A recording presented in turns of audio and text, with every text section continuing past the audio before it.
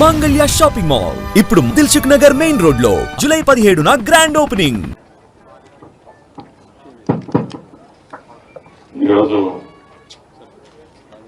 ఈ కార్యక్రమంలో పాల్పంచుకుంటున్న రాష్ట్ర ఉప ముఖ్యమంత్రి వర్యులు పెద్దలు బట్టి విక్రమార్క గారు, సహచార మంత్రి వర్యులు నీటిపారుదల శాఖ మంత్రి వర్యులు ఉత్తమ్ కుమార్ రెడ్డి గారు, గౌరవ శాసనసభ్యులు పోరం కనకయ్య గారు, రామదాస్ నాయక్ గారు, స్థానిక శాసనసభ్యులు పాయం వెంకటేశ్వరరావు గారు, అదే రకంగా భద్రాచలం శాసనసభ్యులు తల్లం వెంకట్రావు గారు,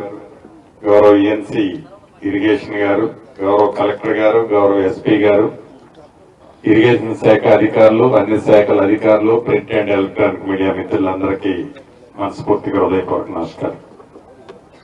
పెద్దలు బట్టి గారు చెప్పినట్లు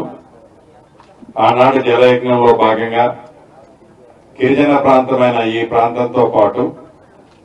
ఉమ్మడి ఖమ్మం జిల్లా అనేక నియోజకవర్గాలను సస్యశ్యామలం చేయాలని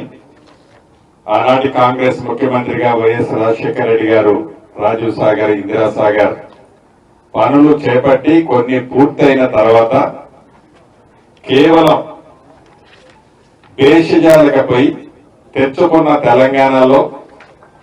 3,400 కోట్ల చిల్లర ఏదైతే బట్టి గారు చెప్పారో దాన్ని సుమారు 20,000 కోట్లు దాటించి రీడిజైన్ కార్యక్రమంతో ఈనాడు ఏదైతే సీతారామ ప్రాజెక్టు దాంట్లో భాగం సీతమ్మ బ్యారేజ్ దగ్గర మనం ఉన్నాం. ప్రత్యక్షంగా చూస్తే కడుపు తరుక్కుపోయేటట్లు ఉంది. ఆనాటి 10 సంవత్సరాల పరిపాలన రాష్ట్రం ఏర్పడిన తర్వాత ఏనాడు ఉమ్మడి ఖమ్మం జిల్లాకి ఆ 2 ఎన్నికల్లో ఆ ప్రభుత్వానికి మొన్న జరిగిన 3వ ఎన్నికతో సహా కలిపి ఒక్క సీటు కంటే ఎప్పుడు ఉమ్మడి ఖమ్మం జిల్లా ప్రజలు ఆ దొరల పాలనకి మద్దతు తెలపలే. దాన్ని మనసులో పెట్టుకొని కచ్చబెట్టుకొని ఈ గిరిజన ప్రాంతమైన ఈ భద్రాద్రి కొత్తగూడెం జిల్లా కానీ ఖమ్మం జిల్లా కానీ అన్యాయం చేశారు అనడానికి స్పష్టతే ఈ సీతారామ ప్రాజెక్టు. మీ దీవెనలతో వచ్చిన ఈ ప్రభుత్వం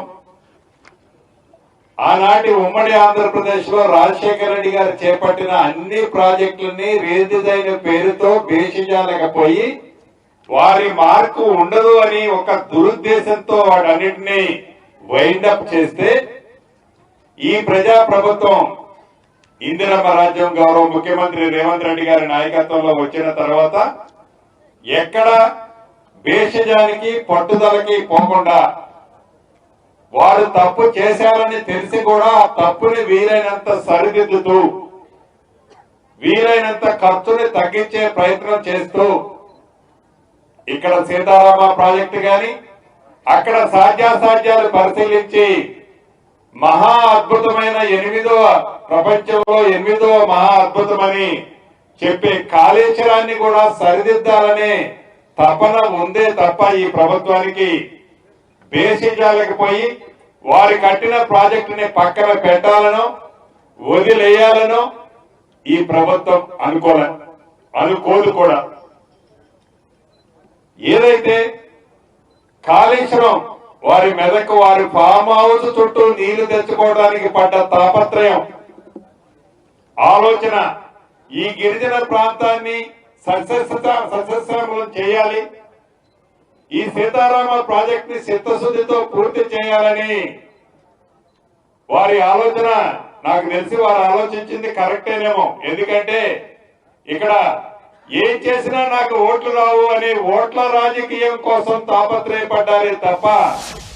ఇక్కడ ప్రజల కష్టాలను విస్మరించారు, భేషజాలకు ఆనాడు పోయారు. ఈ ప్రభుత్వం అలా పోయకుండా ఒక్క ఈ 2 ప్రాజెక్టులే కాదు, అంటే కృష్ణా పరివాహక ప్రాంతంలో